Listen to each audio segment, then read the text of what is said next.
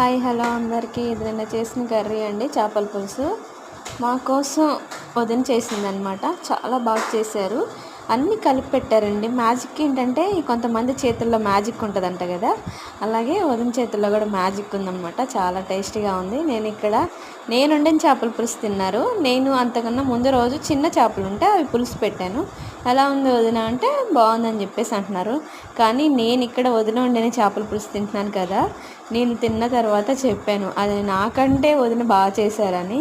అంతేనండి, ఒక్కొక్కరు ఒక్కొక్కలా చేస్తారు చేపల పులుసుని. అందరూ ఒకేలా చేయడం అయితే అస్సలు కుదరదు కదా.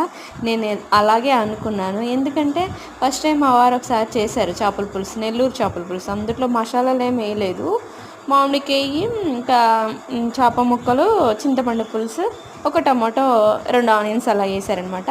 అది కూడా చాలా బాగుంది. వదిన కూడా అలాగే సింపుల్గా చేశారు, చాలా బాగుంది. నేను చేసింది సరిగ్గా